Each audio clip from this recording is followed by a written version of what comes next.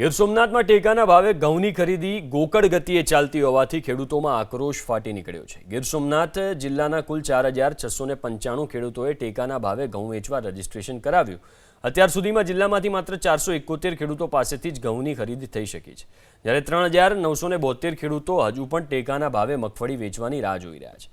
ખેડૂતોનો આરોપ છે કે એપ્રિલમાં શરૂ થવાની ખરીદી છેક મે મહિનામાં શરૂ થઈ। एक तो खरीदी मोड़े शुरू थई, त्यां हवे बारदान अने मजूरोनी अछतने कारणे खरीदीमां विलंब थयो।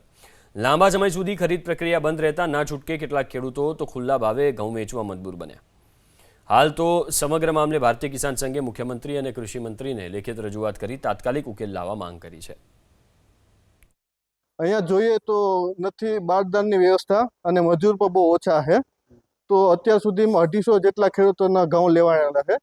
1100 ની આસપાસ બધા રજીસ્ટ્રેશન છે સૂત્રાપાડા તાલુકાનું, એટલે વધારે થોડીક સ્પીડમાં ખરીદી કરે અને બધાને ફટાફટ પેમેન્ટ પણ થાય। પેમેન્ટનું પણ બહુ ધીમું ગતિએ છે।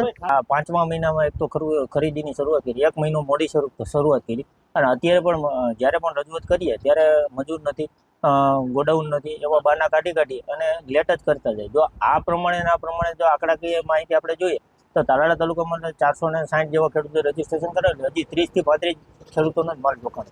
એમ વેરાવળમાં વાત કરું તો 1000 ખેડૂતોની નોંધણી સામે માત્ર 200 ખેડૂતોનો માલ જોખાણો।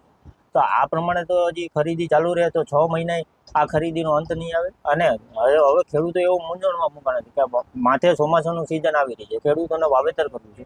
હવે આ લોકો ક્યારે ખરીદી કરશે, ક્યારે ખેડૂતોને પૈસા મળશે અને ક્યારે ખેડૂતો નવું બિયારણ અને ખાતર લઈને પોતાની ખેડ કરશે। જ્યારે આપણી ખરીદીની શરૂઆત થઈ ત્યારે આપણે હાલ ગીર સોમનાથ જિલ્લા આખા ગુજરાતમાં ઇલેક્શનનો માહોલ હતો, એને લઈને આપણે બારદાનનો કે પૂરતા પ્રમાણમાં નહોતા અને પ્લસ મજૂરોનો થોડોક શોર્ટેજ હતો, એને લઈને ખરીદી ધીમી ગતિએ થયેલી હતી।